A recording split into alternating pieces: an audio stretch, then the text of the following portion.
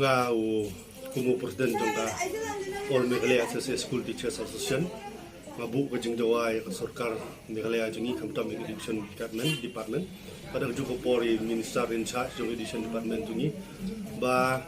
ngi kum bini kaya SSA mentala jan sau benai ngi sakut ketulop jungi nadu benai Julai Agustus September kan mentala ya ci teng benai dini takadau bena kaleng jungi kum ka sen ibu kajing dawai ke sarkar bala kumno but kembali tip mentau benai haka how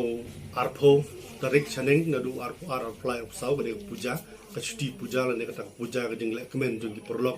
Hindu kejungi ni kita ki perlok ki basingek kejungi jungki ya kene ka puja kejungki tingiru kum ki pungno hikai ki badon ki perlok jungi ki badai naka sion jungi badai perlok non tribal ki badon kejing thumu ban le sobhai kene ka puja ki don kejing dawa bagi lapan sengau ngi kum binong yalam bat kamtam hanga kum presiden bagi ong bala kum nulo ni di banyo ya ka bai tre jungki le ne ka bai nong jungki shua kene ka puja dene ta ka daw na leng junga ngabu kejing dawa ban ngabu kejing kerpat ya sorkan ban lala dolong kumno sobha ban flight no kene ka tulop jungi ke basa mentala lai benai siteng ba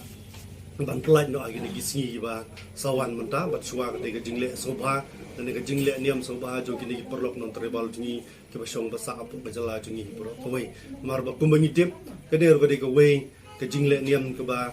borok ke ri jungi kidon yang kata kejing krang baga jingwan jungki ban le sobha yo beli jungki tengi rukum ki nohikai bala dang idon hak non do jing selok ro tengi tip ba kede ko wei kejing le niam ngi haban ya telang bat ki haban don ni kejing ya ai ti gamon ti keding ki bakin yo ya kene ka bai trei kumba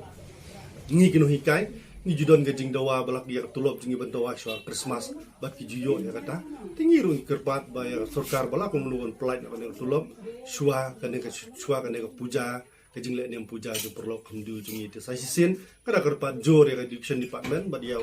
minister in charge di sarakam jingi ban flight na kene tulop jingi hikai shwa kene ka shuti puja